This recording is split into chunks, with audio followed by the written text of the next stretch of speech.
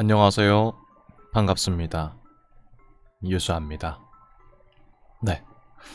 오늘은 또 오래간만에 미제 사건으로 돌아왔습니다. 첫 번째로 알아볼 사건은 풍선 아저씨 행방불명 사건입니다. 일단 이름만 들었을 때는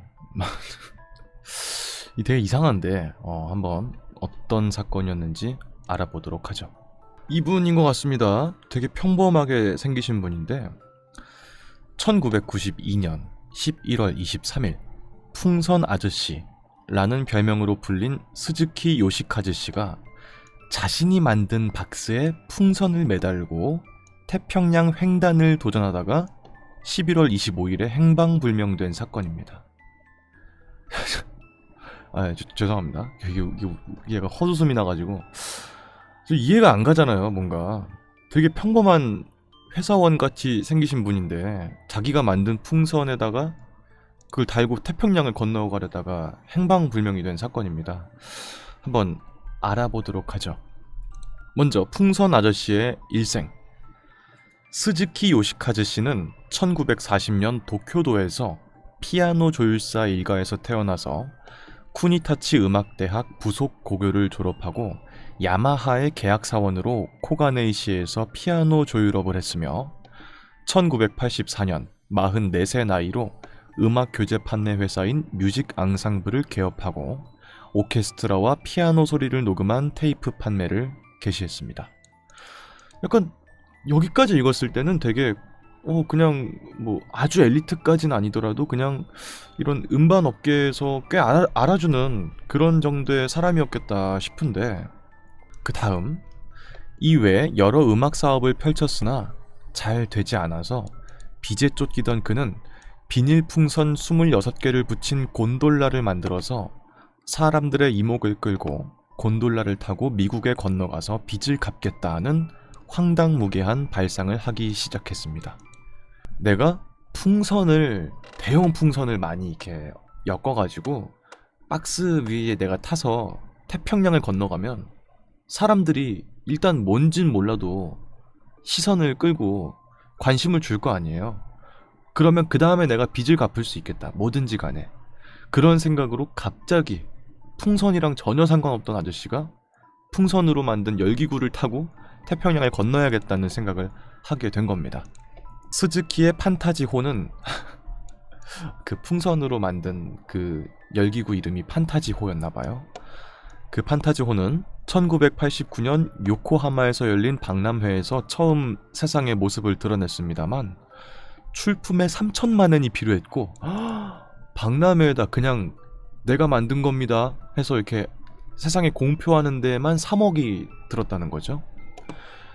그렇게 기껏 출품에 성공했는데 이 회장 내에서 전시의 위치도 영 좋지 않은 데에다가 박람회 자체도 흥하지 않자 폭발한 스즈키는 박람회의 마스코트였던 부루아짱 인형 옷을 입고 높이 30m의 탑에 올라가서 단체 버스 주차장을 개방해라 라는 현수막을 걸고 7시간이나 서서 항의를 하다가 출동한 경찰에 체포가 되게 되었습니다. 그러니까 이 사람이 뭔가 빚이 생긴 다음부터는 뭔가 정상적인 사고의 방식으로 흘러가지가 않은 것 같아요. 그죠? 마스코트의 옷을 입고 옥상에 올라가서 주차장 다 개방해! 막 이렇게 하는 게 정상적인 사람이 할 만한 행동은 일단 아니죠. 경찰서에서 풀려난 후에도 그는 헬륨 풍선의 부력으로 10m에서 20m 지상으로 떠오를 수 있다는 공중산책이라는 곤돌라를 박람회장에 자비로 설치를 하게 됐습니다. 한편 뮤직 앙상블, 그 사람이 만들었던 그 음악 교보제 판매 회사요. 그 뮤직 앙상블은 1990년 5억엔 가량의 채무를 안고 최종적으로 도산했습니다. 그럼 빚이 일단 50억이 있는 거야. 알려진 빚만 50억이 있는 상태였던 거고, 게다가 자기의 좀 사비를 탈탈 털어서까지 그 풍선을 어떻게든 알리려고 했는데 계획대로 되지 않은 거죠. 아니 근데 참 잘 모르겠는 게, 그냥 평상시에 잘 하시던 걸로 자기의 어떤 걸 알리려고 한 거면 좀 이해를 하겠어. 근데 그게 아니고 전혀 상관없는 풍선을 가지고 이렇게 이목을 끌려고 했다는 게 좀 이해가 안 간다. 어쨌든 그 밑에 타마가와 하천에서의 소동도 있습니다. 자신의 회사가 파산했음에도 그는 본격적으로 모험을 계획하기 시작했습니다. 풍선 아저씨는 1992년 4월 17일에 경찰들의 제지에도 아랑곳하지 않고 도쿄도 오타구 타마가와 강에서 치바현 쿠주쿠리 해안을 향해서 의자에 5m 크기의 풍선과 2.5m 크기의 풍선을 각각 2개씩 동여매고 오후 12시 45분경 날아올랐습니다. 날아올랐다는 표현이 좀 그렇다. 어쨌든 간에 경찰은 말렸지만 나는 진짜 50억의 빚이 있고 어떻게든 난 진짜 여기서 회생해야 된다 해가지고 강가에서 5m 크기랑 2.5m 크기의 풍선을 의자에 매달아서 다른 현까지 이제 이동하겠다 이렇게 하고 실제로 비행을 하게 된 겁니다. 이때 15kg의 모래주머니 2개가 떨어져 나가면서 고도가 급상승하는 바람에 예정된 고도 400m를 넘긴 5600m 고도에 도달하자 당황한 풍선 아저씨는 라이터로 5m 풍선끈을 지져서 끊어내서 겨우 고도를 하강시켰고 오후 1시 40분 출발 지점에서 24km 떨어진 도쿄도 오타구의 민가 지붕에 불시착을 하게 됐습니다. 야, 그러면은 원래 계획했던 고도였던 400m를 훌쩍 넘긴 거의 한 12배 정도를 넘긴 5km의 상공에서 날다가 당황하지 않고 풍선을 끊어서 비상 불시착을 하게 된 겁니다. 24km를 비행을 한 걸로 지금 묘사가 되는데 어쨌든 간에 출발한 곳이 도쿄도의 오타구였는데 도착한 곳도 결국 도쿄도의 오타구인 거죠. 그러니까 사실 얼마 날지 못한 거예요. 그냥 거의 인근 정도만 높이 쭉 올라갔다가 쭉 내려온 그런 거라 볼 수 있겠네요. 이때 풍선 아저씨는 자신은 왼손에 상처만 입은 반면 민가는 지붕이 무너지고 TV 안테나가 꺾이는 해를 입었음에도 피해 민가의 손해배상은커녕 별다른 사과의 말이나 행동도 없이 오히려 이 도전이 성공하면 다음에 하와이를 향하는 모험을 계획할 예정이었다고 인터뷰했습니다. 이런 부분들이 뭔가 이상한 거예요. 그러니까 사실은 제가 생판 모르는 타인이지만서도 이렇게 좀 뭐라고 말씀드리는 게 좀 그렇지만 남에게 피해를 입혔으면 그거에 대해서 일단 정중하게 사과를 하고 그 다음에 금전적인 거를 위로가 될진 모르겠지만 이거 이제 좀 복구하는데 쓰세요 이렇게 드리는 게 정상적인 사람의 사고방식인데 이 사람은 그게 아니라 내가 하는 거 성공하기만 하면 다 복구될 거야. 이게 지금 전제고 베이스인 거잖아. 너무 막무가내고 정상적인 사람의 사고방식 같지가 않아요. 그게. 어쨌든 그 밑에 풍선 아저씨라는 별명은 이 사건을 보도하던 미디어에서 붙인 겁니다. 타마가와에서의 실패를 본 많은 미디어들이 거리를 두게 돼서 판타지호가 출항하게 됐을 때 찾아온 언론은 후지 테레비 뿐이었다고 했습니다. 그러니까 지금 다른 방송국이나 신문사들도 일단 실패한 것도 봤고 그리고 뭔가 끝나고 인터뷰를 했는데 도의적으로도 이 사람 뭔가 문제가 있는 것 같고 그러니까 이제 더 이상 취재를 안 하기로 했다는 거죠. 한 곳만 빼고. 그 밑에 드디어 판타지호 사건이 있습니다. 반년이 지난 1992년 11월 23일 스즈키의 전화에 불려나온 도시샤 대학교의 교수 미와 시게오 그리고 학생 7명, 아사히 신문의 통신국장, 전날부터 밀착 취재해온 후지 테레비의 와이드쇼 굿모닝 나이스데이의 취재진, 그리고 스즈키의 지지자들이 비와호 호반에 모인 가운데 스즈키는 헬륨 풍선 여러 개를 단 판타지호의 시험 비행을 시작했습니다. 원래 이날의 명목은 단순한 시험 비행이었습니다. 판타지호가 120m까지 상승하고 난 다음에 일단 지상에 착륙했지만 갑자기 16시 20분경 스즈키는 다녀오겠습니다 라고 말하면서 주위에 재질을 뿌리친 채 연습용 로프를 풀고 비와호 호수에서 미국 네바다주 샌드마운틴을 향해서 출발했습니다. 어디로 가는 건지? 라고 묻는 미와 교수의 말에 그는 미국입니다.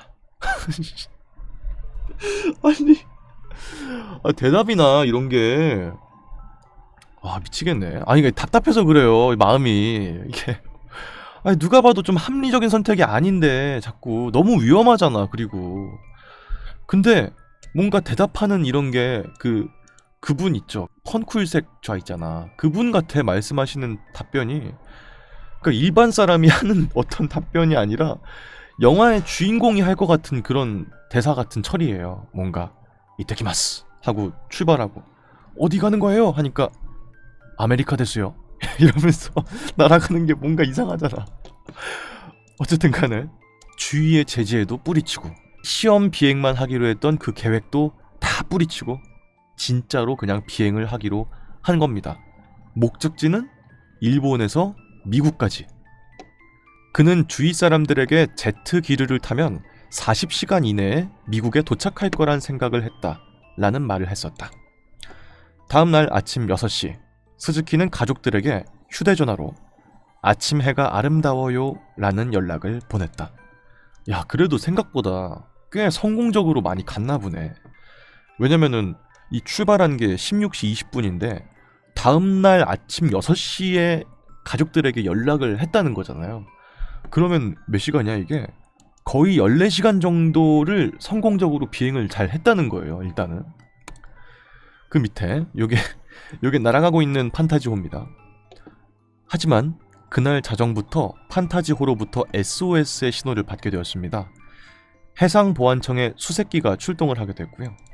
판타지호는 25일 8시 30분에 미야기현 긴카산 섬 동쪽 약 800km 해상에서 발견되게 되었고, 수색 헬기를 본 스즈키는 헬기를 향해 앉아있는 자세로 손을 흔들면서 SOS 신호를 중지했습니다. 처음에는 일단 SOS 신호를 보냈어. 근데 막상 수색기가 도착하니까 괜찮습니다. 필요 없습니다. 이렇게 손을 저었다는 거죠. 당시 판타지호의 고도는 평균 2,500m로서 높았을 때는 4,000m 상공까지 도달했다고 하며 시속 70km의 속도로 비행하고 있었다고 합니다. 신호도 중지돼서 계속 비행할 의사가 있다고 판단한 데다가 약 3시간 뒤에 판타지호가 구름 속으로 사라지자 수색기는 추적을 중단할 수밖에 없었고요. 위 뉴스 화면에 있는 순간이 판타지호가 세상의 모습을 드러낸 마지막 순간이 되게 되었습니다. 사실 비와호에서 긴카산까지만 해도 직선 거리로 무려 570km에 달하는 거리고, 긴카산에서도 800km를 더 비행한 데다가 추적기가 3시간 동안 감시까지 하는 동안에도 시속 70km의 속도로 비행한 것까지 감안하면 무려 1580km의 거리를 비행한 것이 되니까 이것도 뭐 나름대로 대단하다고 할 수는 있겠지만 문제는 비와호에서 목적지인 미국 네바다주 샌드마운틴까지의 거리가 무려 8700km나 떨어져 있었다는 것입니다. 야, 이미 충분히 많이 왔어. 1580km를 풍선만 의지해서 간 거면 정말 대단히 멀리 간 건데, 아무런 동력 장치가 없이 그냥 간 거니까. 근데도 미국까지 가려면은 그 거리에 거의 6배를 더 갔어야 된다는 거죠. 전문가는 실험 전에 풍선으로 미국에 간다는 게 일단은 말이 안 된다고 이야기를 했고, 풍선이 미국까지 갔다는 증거가 없기 때문에 아마 바다에 떨어져서 사망했을 것이라고 예상했습니다. 왜냐면은 일단은 출발했어. 그리고 산 너머까지 간 걸 확인했어. 근데 수색기가 더 이상 수색을 할 수가 없었단 말이에요. 근데 그 다음부터 발견되지 않았단 말이야. 그러니까 미국에 도착을 했으면 이 사람이 어련히 연락을 했을 텐데 그것도 아니고 하니까 아마 죽지 않았을까? 이런 식으로 지금 일단 예상은 하게 된 거죠. 실제 긴카산은 태평양에 맞닿아 있는 섬이라서 여기를 넘은 게 확실한 이상 바다에 추락해 사망했거나 혹은 살았다고 해도 바다 한가운데서 조난당해서 사망했을 가능성이 매우 높습니다. 시신이 발견되지 않아 1994년까지는 호적상에서 살아있는 것으로 되어 있었지만 2001년 2월 1일자로 실종 선고가 확정되게 되었습니다. 즉, 일본 민법상 실종 후 7년이 경과해서 사망한 것으로 간주됩니다. 알래스카에서 시신이 발견되었다는 소문이 있었습니다만 그거는 루머로 밝혀지게 되었고요. 야, 진짜 아무리 봐도 너무 너무 무모하셨다. 이거는 물론 성공하면은 대단하게 이목을 끌 수 있는 사실인 건 맞지만 이게 아유 난 이 사람이 만약에 풍선 장사를 했던 사람이면 내가 이해하겠어. 근데 그것도 아니고 피아노 교보제 팔던 사람이 왜 갑자기 이런 무모한 짓을 했을까? 근데 뭐 앤디 워홀이나 뭐 그런 유명한 아티스트들도 유명해지면 당신이 무슨 짓을 해도 사람들이 다 박수갈채를 보낼 거다 그런 말을 했으니까 일단 이목을 끌자가 먼저였을 거는 마음이 이해가 안 되는 건 아닌데 주변에 민폐 같은 것도 너무 끼치는 느낌이고 하니까 상당히 좀 안타깝네요. 아니 해상보안청의 수색기는 또 이게 무슨 고생입니까? 이거 다 세금일 거 아니에요. 이런 기름값 이런 것들도. 여튼간에 그 밑에 다른 이야기도 있습니다. 판타지호에 대한 이야기. 직경 6m에 메인 비닐 풍선 4개, 직경 3m에 풍선 20개를 장비했고 곤돌라의 외형은 약 2m가량, 깊이는 약 1m이며 해상에 착수할 때를 대비해서 부력이 높은 전나무를 사용해서 만들었습니다. 곤돌라의 제작은 전나무 장인에게 의뢰했지만 곤돌라 전문은 물론 아니었고 비닐 풍선을 제작한 회사에서는 비닐 풍선은 애초에 사람을 태울 수가 없고 풍선이 영하 수십 도에 달하는 고도에 견딜만 하다는 보증도 없음을 미리 스즈키에게 얘기를 했습니다. 스즈키는 풍선 가스가 빠지면 부력이 떨어지기 때문에 비행 시에 기체의 부력을 안정시키기 위해 추를 준비했지만 부력의 부족으로 비와호에서 출발할 때 준비한 200개를 전부 내렸습니다. 이 사람은 일단 최선을 다한 거야. 자기가 알고 있는 상식선에서 할 수 있는 건 다 한 겁니다. 거기다가 이제 뭐 착지할 때를 대비해서 나무의 재질 같은 것들도 미리 다 고안을 했고 그리고 내리기 위해서도 추를 가지고 타야 된다는 사실도 알고 있었고 나름대로 만반의 준비는 다 한 거죠.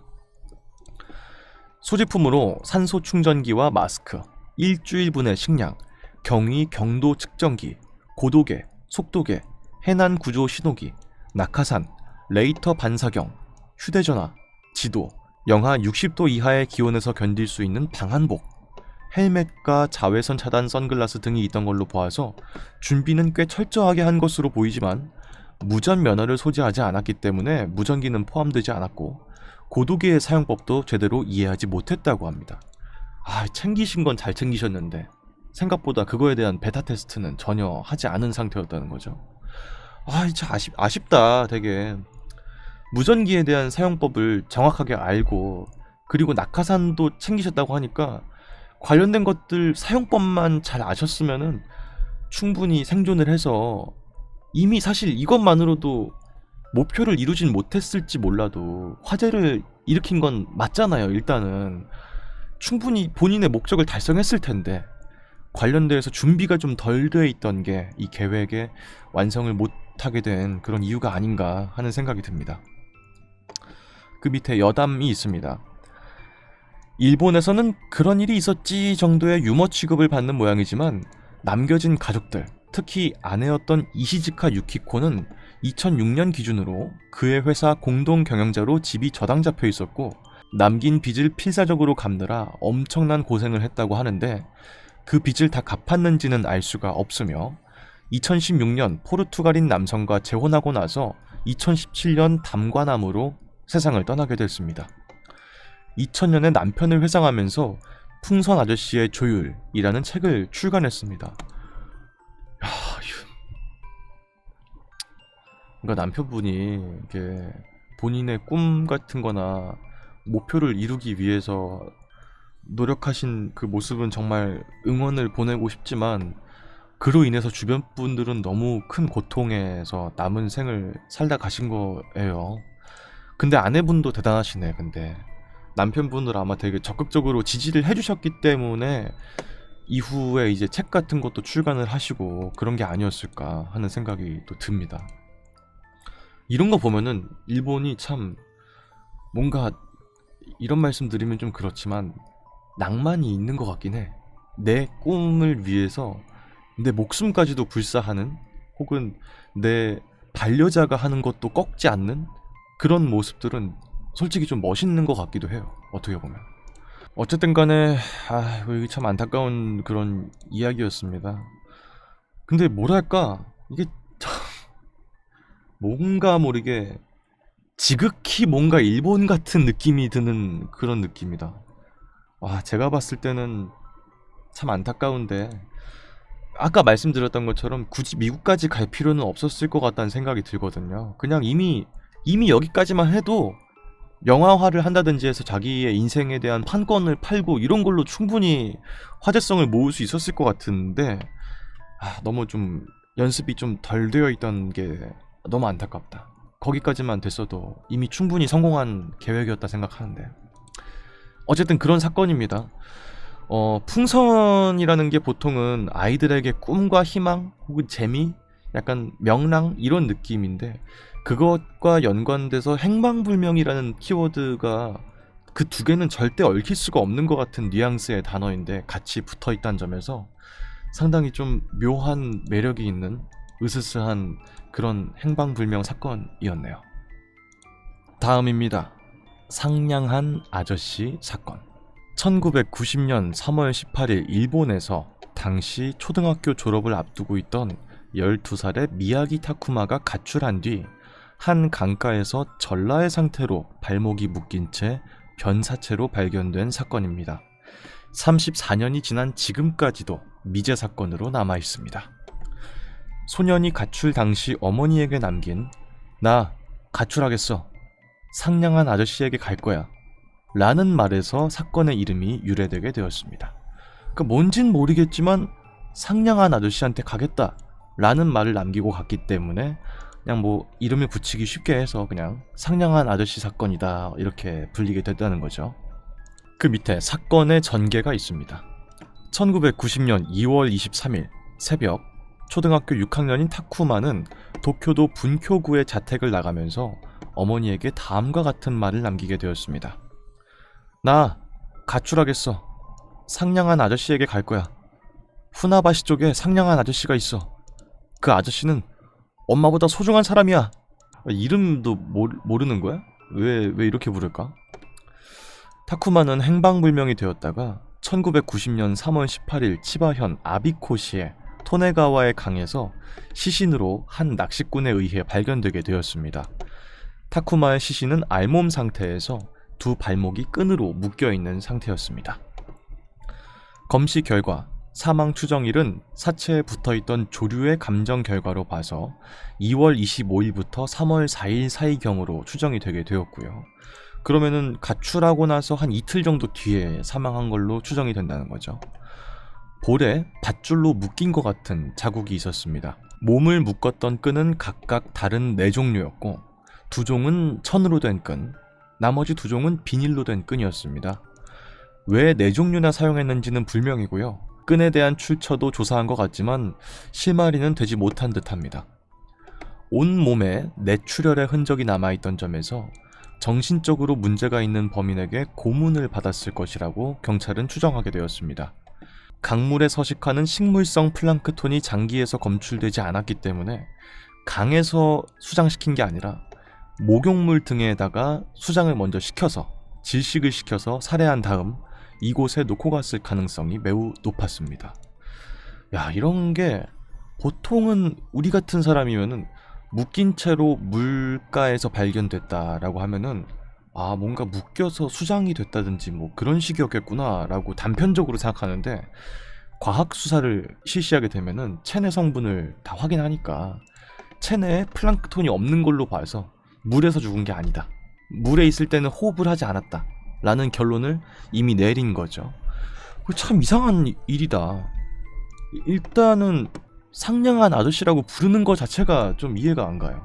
좀 친해지면은 뭐 김씨네 아저씨네 갈 거야 뭐 이렇게 한다든지 뭐 이름을 안다든지 그럴 텐데 그것도 전혀 모르는 상태에서 그냥 피해자가 사망을 하게 된 거죠. 이 사건은 유력한 목격 증언이 전무한 탓에 수사에 난항을 겪게 되었습니다만 그나마 유일한 단서가 생전에 타쿠마가 말했던 상냥한 아저씨이다. 타쿠마가 가출하기 전에 학교에서 돌아오면은 얼굴, 팔, 다리 등에서 자주 멍이 들어서 왔다는 어머니의 증언이 있었습니다. 멍에 대해 물을 때마다 타쿠마는 애매한 말만 하면서 대답을 회피했고요. 그때 나왔던 말이 상기했던 후나바시의 상냥한 아저씨였다고 합니다. 아니 멍이 들었으면은 일단 그 상냥한 아저씨한테 맞았다든지 그럴 확률이 높은데 본인한테 위해를 가했는데도 불구하고 상냥한 아저씨라고 불렀단 말이야? 좀 이해가 안 가네. 어머니는 타쿠마한테 자세한 이야기를 들으려고 지인 남성에게 부탁해서 경찰관으로 위장해서 타쿠마에게 전화를 걸었고요. 이때 상냥한 아저씨에 대한 자세한 증언이 나왔는데 타쿠마는 사이조라고 하는 30대 남성과 친하게 지내던 것을 암시하고 있었고 착하게 대해주는 아저씨, 잘 사주는 아저씨, 기다려주시는 아저씨, 차에 태워주시는 아저씨 등으로 남자를 표현했던 것으로 보입니다. 일단은 이름이 사이조인진 모르겠지만 사이조라고 칭하는 사람이었다는 거죠. 근데 어머니한테 말할 때라든지 다른 사람에게 설명할 때는 다른 형용사를 붙여가지고 뭐 잘 기다려주신다, 상냥하시다 뭐 이런 식으로 말을 한 거고. 타쿠마는 치바현 후바나시시에서 분쿄구에 이사를 막 왔는데 졸업이 얼마 남지 않았기 때문에 전학하지 않고 후바나시의 초등학교까지 전차로 통학을 하고 있었습니다. 경찰은 타쿠마가 통학로에서 범인과 만나게 된 것으로 추정했습니다. 다만 통학로에서 범인과 만난 것이라면 타쿠마와 같이 있는 것을 친구나 주변인이 목격했을 가능성이 높은데 아무도 타쿠마와 그런 사람이 같이 있다는 것을 본 목격자가 없습니다. 상냥한 아저씨는 타쿠마가 했던 말을 토대로 봤을 때 단독 범행이 아니라 공범이 있을 것이라고 추정했습니다. 공범들로 추정되는 아저씨는 3명이고요. 아래와 같습니다. 그러니까 이제 상냥한 아저씨라고 하는 거는 그냥 어떤 그냥 개념적인 거고 사실은 그 위에 상술했던 착하게 대해주시는 아저씨, 잘 사주는 아저씨, 기다려주시는 아저씨가 다 다른 사람이었다는 거죠. 센고쿠역이나 스이도바시역 혹은 히가시후나바시역에서 기다리던 아저씨가 한 명이 있고 다른 사람은 뭔가를 잘 사주는 아저씨고 마지막은 차를 몰던 아저씨, 이렇게 3명이 아마도 공범으로 추정이 된다. 타쿠마가 실종되기 전에 집으로 무언 전화, 아무 말도 하지 않는 전화가 걸려오는 일이 몇 번 있었는데 어머니가 그런 전화를 끊을 때마다 타쿠마는 나한테 걸려온 전화가 아니냐고 계속 따졌다고 합니다. 아마 이 전화의 정체가 상냥한 아저씨일 가능성이 있으며 어머니가 일을 나가는 동안 타쿠마와 계속 소통하고 있었을 것입니다. 어머니가 전화를 받을 때마다 무언으로 대응한 것도 신원을 특정하지 않기 위한 것이라고 생각해 볼 수 있습니다. 왜냐면은 내가 일단 어딘가로 전화를 걸었어. 그럼 상대방이 받으면서 여보세요? 라고 하니까 어머니의 목소리가 들리면 아무 말도 하지 않고 이 피해자의 목소리가 들리면 대답을 한다든지 그런 식으로 했기 때문에 어머니는 무언 전화라고만 했지만 아마도 소년이 받았을 때는 정상적으로 통화를 잘 할 수 있는 그런 통화가 아니었을까 하는 추측은 있다는 거죠. 이 아저씨는 타쿠마나 타쿠마의 어머니 진술로 토대로 나온 인물이지만 실제로 존재하는지 혹은 사건에 이 아저씨가 개입되어 있는지에 대해서는 많은 의혹이 있었다고 합니다. 특히 타쿠마가 말한 상냥한 아저씨는 어머니와 지인 남성이 경찰관이라고 위장하고 전화를 걸었던 내용이 담긴 15분짜리 테이프에 담겨 있는 거였고 그 이후에는 더 이상 나온 정보가 없기 때문에 더더욱 의혹이 많습니다. 그러니까 이 상냥한 아저씨에 대한 이야기를 이 소년이 직접 한 거는 한 번 정도만 물증이 남아있는 거기 때문에 그 이후로도 이 사람이랑 연관이 있는지는 알 수가 없다. 실제로 그런 사람이 이 일을 벌였는지 혹은 존재하긴 하는지도 다 불명이라는 거죠. 오히려 어머니가 아이를 학대해서 살해한 다음에 사건을 덮으려는 게 아니냐는 주장도 있었는데 어머니는 아이가 학대당한 흔적이 있었고 가출 이후에도 경찰에 따로 조치를 안 한 점이 위화감이 드는 부분입니다. 그러니까 이제 살해를 당하기 전에도 집에 몇 번 왔을 때 온몸에 멍이 있던 상황이 있었는데 이 정도면은 경찰에 신고를 했을 법도 한데 안 했다는 거. 어떠한 후속적인 조치도 취하지 않고 그냥 넘어갔다는 점에서 혹시 자작극을 벌인 게 아니냐. 그리고 묘한 느낌의 증거를 남기지 않기 위해서 그냥 상냥한 아저씨한테 간다고 하고 나갔어요. 이렇게 둘러댄 게 아니었을까 하는 식의 추정은 있는 거죠. 근데 대부분의 근데 실종 사건들이 다 주변인을 먼저 의심하기 때문에 이런 정도의 의혹이 있을 수는 물론 있겠다는 생각이 듭니다. 하지만 이게 만약에 아니라면 피해자 가족에게 정말 2번 상처를 입히는 그런 게 될 수 있겠죠. 종합하자면은 경찰 쪽에서 그다지 수사 상황을 별로 공개하지 않은 사건입니다만 상냥한 아저씨라는 사람이 실존한다고 판단은 하고 있으며 그 사람이 범인일 가능성이 높다고 생각하고 타쿠마 군이랑 쇼핑센터에서 만나게 됐고 가출 이후에 범인이 성적인 학대로 고문하는 과정에서 살해되었다라고 생각하는 게 일단은 자연스럽다고 보고 있습니다. 하지만 타쿠마 군은 어째서 이런 학대를 당하면서까지 범인을 상냥한 아저씨라고 부르면서 어떤 인물인지에 대한 정체를 감췄다는 게 가장 큰 미스테리인 부분입니다. 그러니까 내가 아까 말했잖아. 맞기까지 했는데 어떻게 그 사람을 상냥한 아저씨라고 부를 수가 있냔 말이죠. 도대체가. 그 밑에 의문점과 설도 있습니다. 타쿠마의 시신의 전신에 걸쳐 뇌출혈이 존재하는 것으로 봤을 때 타쿠마는 꽤나 긴 시간 동안 폭행당한 것으로 추정된다고 합니다. 그러니까 외출혈이면은 밖에 외상이 남아있는 건데 뇌출혈이면은 체내에서 출혈이 발생한 거기 때문에 둔탁한 걸로 맞았다든지 근데 그걸로 맞아서 죽으려면은 겉에 피가 넘쳐서 죽게 되는 것보다 훨씬 긴 시간이 필요하잖아. 그러니까 이제 아주 장시간 동안 학대를 당한 게 아니었을까 하는 추정이 있는 거죠. 그리고 왜 타쿠마는 강가에서 그런 모습으로 나체인 상태에서 끈을 4종류로 묶인 상태에서 물에서 발견되게 된 것일까? 이에 대해서는 소년 기호 성향, 쇼타 콤플렉스, 그러니까 이제 남아한테 성적인 흥분을 느끼는 겁니다. 그걸 가진 남성이 타쿠마에게 의도적으로 접근해서 오랜 시간 동안 만남을 해서 자신의 가학성, 세디즘을 드러낸 뒤 결국 사망에 이르게 했다는 주장이 있습니다. 그러니까 이제 되게 친절하게 잘 대해주다가 사실은 근데 그 사람이 그 아이한테 성적인 욕망을 가지고 있었기 때문에 잘 숨기고 있다가 마지막에는 이제 야, 집 나와, 아저씨랑 같이 살자, 뭐 이런 식으로 이 친구를 좀 회유를 해서 끌어들였을 때는 자기가 감춰왔던 그런 분노나 욕망 이런 걸 다 표출해서 사망하게 된 게 아닌가 하는 추정이 있는 거죠.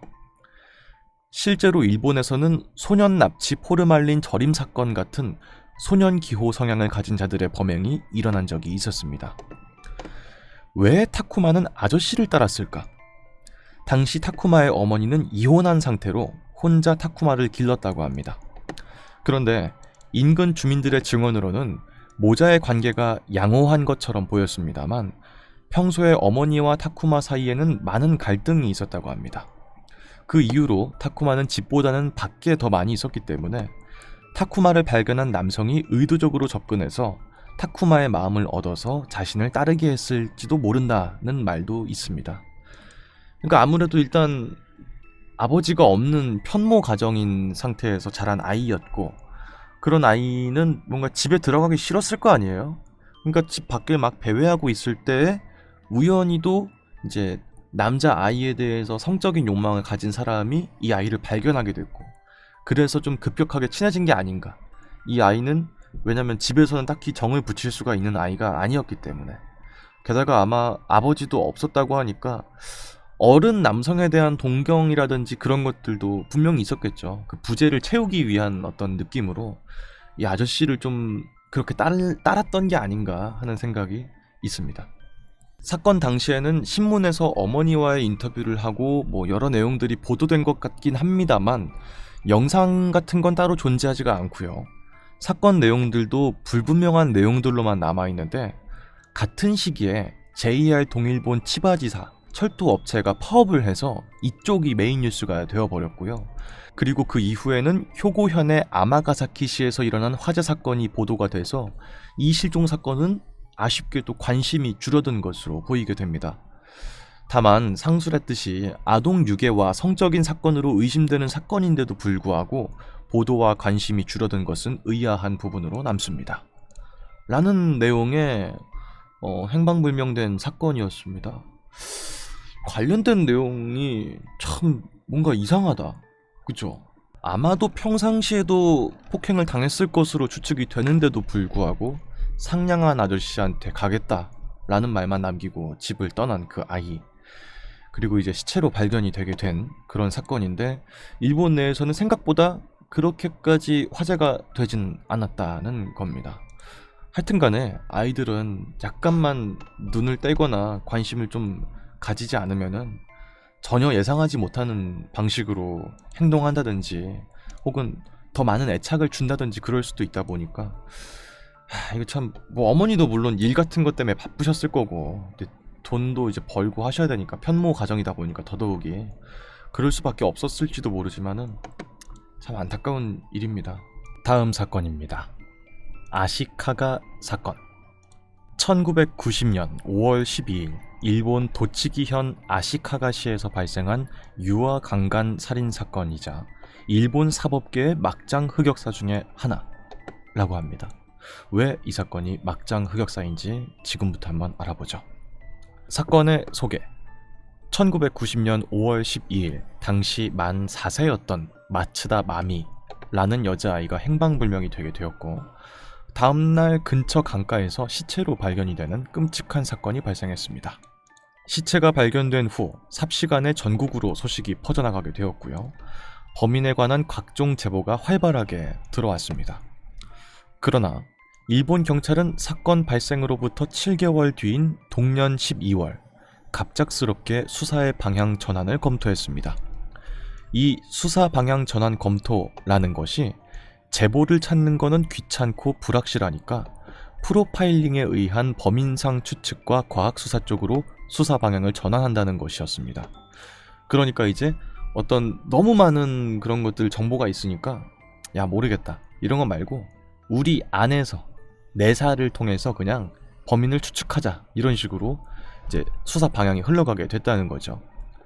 그래서 도입한 프로파일링이라는 게 당시에는 아직 시작 단계라서 충분한 연구도 없이 그냥 단순히 독신남 중에는 로리콘이 많다.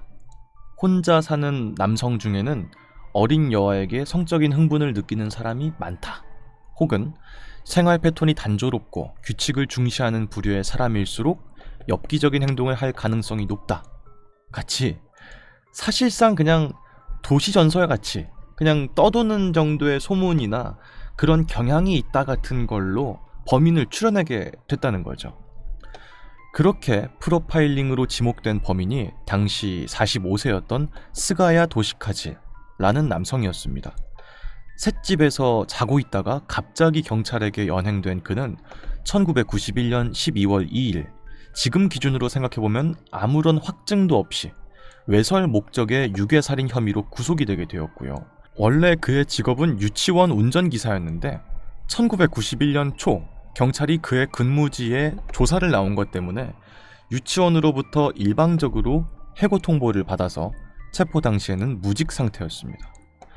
그러니까 이제 혼자 살고 있고 규칙적이어야 된다는 거에 유치원 기사도 적합하잖아요. 왜냐면 항상 어린이들을 항상 마주하고 있는 사람이고 아이들이 등교하고 하교하는 시간대가 정해져 있기 때문에 그 시간에 일을 하는 사람? 유치원 운전기사네 해가지고 범인처럼 지목이 되게 된 거야. 근데 내가 유치원 운전기사야. 근데 경찰이 갑자기 찾아와서 날 신문을 해. 그럼 유치원 입장에서는 이 사람이 뭔가 이상한 사람인가 싶으니까 해고를 할 수밖에 없잖아. 그래서 해고를 하게 됐고 그 당시에 체포됐을 당시에 이 사람은 결국 해고가 돼서 무직인 상태였다는 거죠. 그래서 스가야 도시카즈라는 사람이 3심까지 항소를 했지만 초기 단계의 경찰 측의 증거 효력을 인정해서 2000년도에 무기징역이 확정되게 되었습니다. 스가야 도시카즈는 정말로 범인인가? 일본 경찰이 스가야를 구속한 결정적인 증거는 DNA 감정 결과 스가야의 DNA가 피해자의 의류품에 묻어있던 체액에서 채취한 DNA와 일치했다는 것이었습니다만 2009년 공판 당시 수사 오류임이 밝혀졌습니다. 우선 이 체액에서 채취한 DNA라는 게 스가야 본인의 머리카락 같은 확실하게 스가야 본인임을 증명할 수 있는 게 아니라 스가야의 집에서 배출한 쓰레기 봉투 안에 있던 휴지에 묻은 책이었으며 1990년대 초반에 DNA 감정은 아직 시작 단계였기 때문에 완전히 다른 사람의 DNA를 추출해도 일치할 확률이 1% 가깝게 있을 정도라고 해서 증거의 능력이 부족했습니다. 하지만 그럼에도 불구하고 일본 경찰은 이를 토대로 아주 적은 확률이지만 이 사람일 것일 수도 있다 라는 걸 기반으로 증거로 채택을 해서 이 사람을 구속하게 되었고 재판소에서도 그거를 인정해서 이 사람이 무기징역을 받게 된 겁니다. 야, 진짜 이거 그냥 막무가내구만. 그냥 생사람 잡으려고 노력하면은 될 수 있겠지 이렇게. 근데 이런 비슷한 일들이 한국에서도 있었기 때문에 옛날에 당시에 어떤 그 공권력이라는 게 얼마나 이제 위험했는가를 또 보여주는 대표적인 사례이기도 하겠네요. 하지만 결정적으로 이것들은 증거의 능력이 부족했기 때문에 경찰과 검찰 측은 공판에 확실히 스가야가 한 범행으로 몰고 가기 위해서 자백을 강요했습니다. 이후에 녹취록에 따르면 강압적인 분위기 때문에 스가야가 자백을 하게 되었고 못 견디고 자백한 다음에도 공판소에 가서는 사실 제가 죽인 게 아니라 강압적으로 해서 자백을 한 겁니다 라고 호소했지만 전부 무시당했다는 점도 나중에 밝혀지게 되었습니다. 스가야 도시카즈는 정말 평범한 직장인이었을 뿐이고 범행 동기랑 심리를 가질 이유도 없었으며 전과도 없는 그야말로 지극히 평범한 일반인이었습니다. 아니 근데 어떻게 이 사람이 범인의 그걸에 들어갈 수가 있었을까? 전과가 있었으면 내가 좀 이해를 하겠거든요. 근데 전과가 없는 사람인데 그냥 생사람을 잡은 거야 그냥? 야 씨. 수사 과정에서 검찰 측은 이상한 행동을 보였습니다. 특히 유류품 중에 체액이 검출된 상의와 속옷을 유족에게 반환하지 않고 증거를 위해서 보관하겠다는 이상한 이유를 댄 거죠. 각종 제보와는 완전히 다른 사람이 범인으로 불려온 탓에 피해자의 유가족조차도 스가야가 진범이란 점에 대해서는 의문을 가지고 있었다고 합니다. 그러니까 유가족이 봐도 이 사람은 아닌 것 같은데? 라는 생각을 했다는 거죠. 그 다음 17년 후에야 밝혀진 진실. 우연히도 1999년경에 발생한 비슷한 종류의 사건에서 DNA 감정 미스로 단편적인 증거로 DNA 감정을 했을 경우 부정확한 결과가 나올 수 있다 라는 선례가 만들어지면서 니혼TV의 시미즈 기요시가 사건 발생으로부터 15년이 지났을 때 취재하기 시작하면서 어둠 속에 있던 이 사건이 다시 수면 위로 떠오르게 되었습니다. 그러니까 이거랑 유사하게 DNA를 증거로 채택을 해서 범인을 잡은 다른 사건이 있었는데 그 사람이 진범이 아닌 걸로 판단이 되게 된 거야. 근데 어떤 기자가 그걸 딱 보고 옛날에 이거랑 비슷한 사건이 있었지 않았나? 근데 그 사람이 끝까지 자기가 범인이 아니라고 그렇게 했던 적이 있지 않았나? 라는 거를 기억해내서 재수사를 하게 된 거예요. 그냥 기자가. 전술한 당시의 막장 수사 사실은 쉽게 접할 수가 있었기 때문에 사건 발생으로부터 17년이 지난 2008년 DNA 감식을 다시 하게 해달라는 요청을 하게 되었고 최초 지방재판소에서는 이를 기각했지만 도쿄 고등재판소에서 이걸 인정해서 무려 17년 만에 DNA 재감식을 실시하게 되었습니다.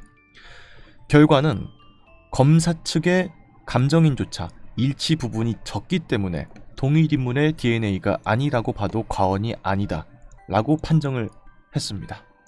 이 감정서가 제출된 지 5일 뒤인 2008년 6월 1일 스가야 측 변호인이 형 집행 정지를 신청했고 3일 뒤인 6월 4일 도쿄 고등재판소의 심사를 거쳐서 승인돼서 일본 역사상 처음으로 재판 시작 전에 용의자 석방이라는 결과가 나오게 되었습니다. 스가야 도시카즈는 억울하게 살았던 17년의 복역 생활을 마치고 임시 출소의 형태로 출소를 하게 됐습니다. 그러니까 아직까지 법적 신분은 죄인인데도 불구하고 일단 몸을 내보냈다 라는 게 증거가 너무 확정적이기 때문에 재판이 실제로 열리기 전에 그냥 죄인인 신분인 사람을 법적으로는 그냥 출소를 시켰다는 거죠. 야, 그러면은 이 억울하게 범인으로 몰렸던 이 사람은 그 니혼TV의 기자분한테 정말 너무너무 감사하겠다. 그리고 그 기자분도 눈치가 진짜 빠르시네. 야, 이거 비슷한 일이 옛날에 8년 전에 있었지? 이러면서 떠올린 것도 대단하네요. 물론 그 당시에도 뭔가 석연찮은 점들이 물론 기자들 사이에도 있었기 때문에 아마 기억에 남지 않았을까 하는 생각이 들긴 하지만요. 그 밑에 파문. 일본의 고질적인 문제였던 관료주의 횡정과 일본 경찰, 검찰의 막장 행보로 억울하게 죄인 취급을 당하는 엔자이, 한국식으로 읽으면 원죄가 다시 부각되는 사건이었습니다.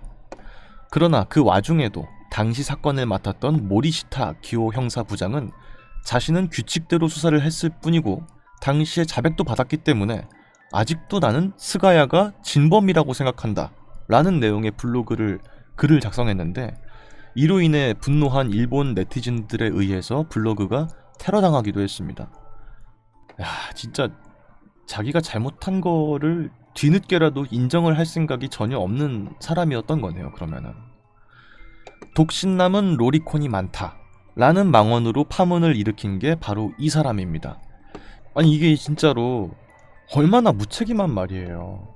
혼자 사는 남성은 어린 여아를 성적으로 좋아할 확률이 높다라는 말이 본인은 그냥 수사의 어떤 그런 느낌으로 말한 거였겠지만, 물론 그게 무고한 수많은 사람, 어떤 한 특정적인 성별을 다 범죄자로 취급을 해버리는 거잖아요.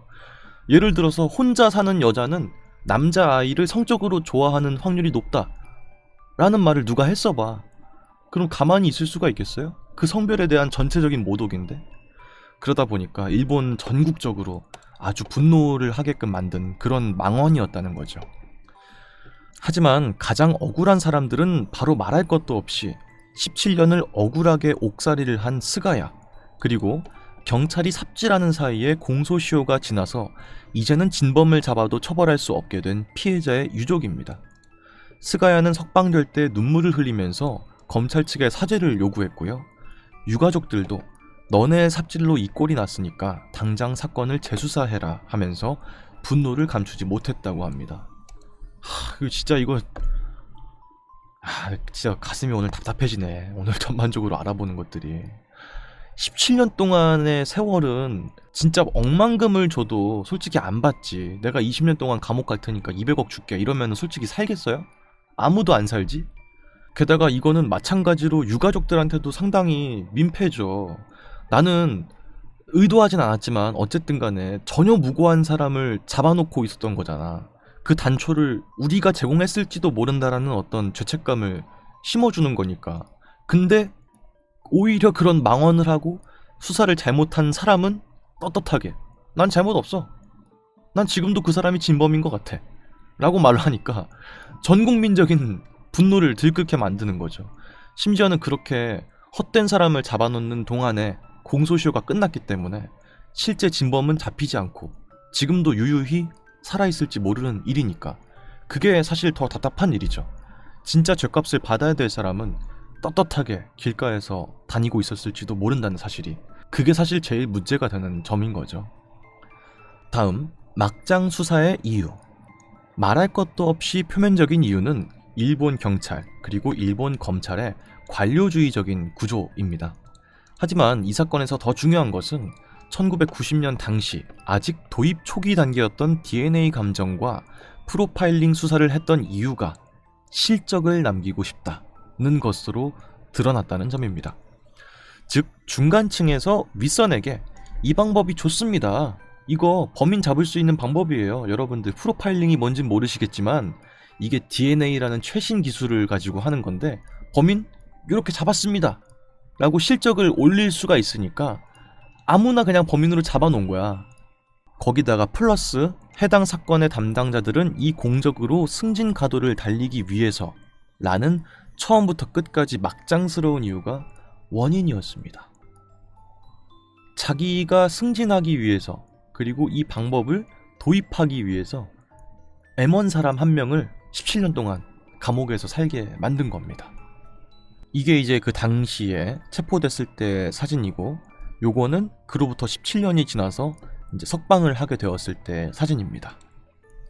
이게 너무 진짜 슬프다. 투명한 하늘빛을 보는 이 표정이 굉장히 많은 걸 좀 시사하는 그런 느낌이 드네요. 결국 스가야 토시카즈는 임시 석방 후 재심 최후 공판인 2010년 3월 26일 19년 만에 드디어 무죄 판결을 받게 되었습니다. 무죄가 확정된 스가야는 우츠노미야 지방검찰청장으로부터 무고한 스가야 씨를 기소하고 오랜 기간에 걸쳐 복역시켜 고통을 안겨드린 점에 대해서 매우 죄송하게 생각합니다. 검찰을 대표해서 진심으로 사죄드립니다. 라고 사과를 받았는데 당연한 일인 것 같지만 이게 일본 재판 역사에 길이 남는 검찰 측의 완전 패배입니다. 그러니까 이제 검찰 측에서는 사실 사법기관의 가장 높은 곳이다 보니까 어떤 거에 대해서 본인들이 실수를 하게 됐을 때도 요런 사건은 이제 무죄인 것을 판명한다. 아니면 이것은 잘못된 결과임을 시사한다. 뭐 이런 식으로 되게 둘러서 표현하는 게 대부분의 기본적인 그런 스탠스인데 이 사건에 대해서는 무고한 사람을 기소하고 오랜 기간에 걸쳐서 고통을 안겨드린 점에 매우 죄송하게 생각합니다. 진심으로 사죄드립니다.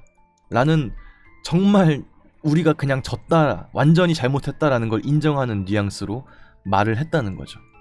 이 사건에 대해서만큼은 유일하게 공개석상에서 당사자의 눈앞에서 직접 90도로 허리를 숙이고 돌려 말하지 않고 직설적으로 사과했습니다.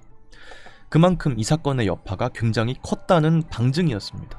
이거 기억나요? 저 옛날에 뉴스에서 봤던 기억이 나. 옛날에 그때 고등학교 때였나 그랬어가지고 기억을 하고 있습니다. 스가야는 국가로부터 17년간의 복역 생활에 대한 보상금 8천만엔 9억 원 그리고 재판 비용 1억 2천만 원 총 9억 원 가량을 받게 되었습니다. 하지만 이미 부모는 세상을 떠난 뒤였습니다.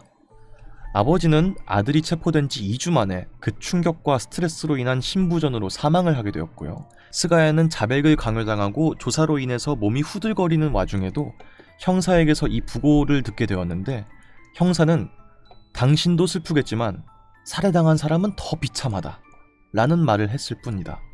그냥 이 사람을 그냥 범인으로 봤다는 거지. 그냥 애초에 아버지가 돌아가셨다는 말을 할 때도 너 아버지 돌아가신 거 슬프지? 너 때문에 죽은 사람은 어땠겠어? 라고 더 죄를 추궁했다는 거지.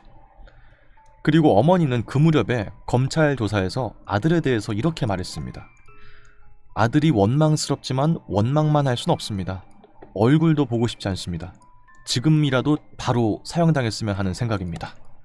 이렇게 어머니까지 말씀을 하셨다. 그 체포되는 스가야 씨는 이 이야기를 나중에 전해 듣게 되었고요. 야, 이거를 내가 투옥을 하고 있거나 혹은 조사를 받게 되면서 듣게 되면은 진짜 그냥 온 세상이 다 무너지는 느낌일 것 같아.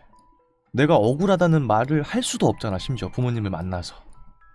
체포된 지 한 달 후에 유치장에서 교도소로 옮겨진 스가야 씨는 조사받을 일 없이 곧바로 독방에 갇히자 자기 자신과 대면할 시간이 많아졌는데 그때서야 처음으로 가족에게 힘든 상황에 처해 있을지도 모르겠다 라는 생각을 그때서야 했다고 합니다.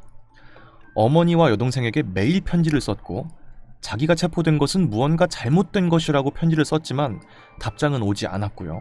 가족들은 면회조차도 오지 않게 되었습니다.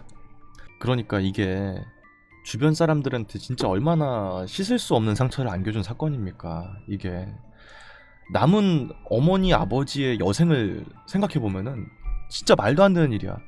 내 아들이 여아를 잔인하게 살인해서 평생 동안 감옥에 살게 됐다는 그런 취급을 받게 됐을 때의 마음이 어땠겠어요. 그리고 얼마나 많은 것들에 대해서 후회를 했겠어. 근데 다 진짜 일어난 일도 아닌데도 그걸로 얼마나 오해를 해서 했겠어요. 그럼 그 안에 갇혀있던 사람은 어땠겠고 또. 이후 스가야는 출소한 그 해부터 사회운동가로 활발히 활동을 하게 되었습니다. 엔자이, 어느 날 나는 범인이 되었다 라는 책을 내기도 했고요. 라는 이야기였습니다. 결국은 엉뚱한 사람을 잡았기 때문에 실제 사건은 미제 사건으로 남게 된 사건인 거고요. 이거는 사실 드러났기 때문에 눈치가 빠른 어떤 기자분께서 이거를 알아냈기 때문에 결과가 밝혀진 거지만 그렇지 않은 일들이 얼마나 많을까란 생각을 하면은 그 부분도 상당히 오싹해지는 점이 아닐 수가 없죠. 참 사실 이게 비극인 거야. 경찰 측에서도 정말 정의롭게 잘 사건에 대해서 일목일목 조목조목 다 따져가면서 하시는 분들이 사실 훨씬 많을 텐데도 이런 사건이 한번 일어나면은 국민에게 아주 큰 배신감과 불신감을 안겨주는 거고, 그러다 보니까 서로에게 서로가 믿을 수 없는 일이 발생하잖아. 경찰도 시민한테 함부로 어떻게 할 수가 없고, 시민들도 경찰을 함부로 믿을 수가 없는 상황이 생겨버리니까 그냥 비극인 거예요. 이런 게 소수의 정말 몇몇 사람들 때문에 생기는 비극인 겁니다. 참으로 이제 안타까운 일이 아닐 수가 없다라고 말씀을 드릴 수밖에 없고, 이런 일들은 진짜 더 이상 벌어지면 안 된다. 근데 그 당시에는 얼마나 이런 식으로 무고하게 잡힌 사람들이 많았을까 하는 생각을 또 하게 되기도 합니다.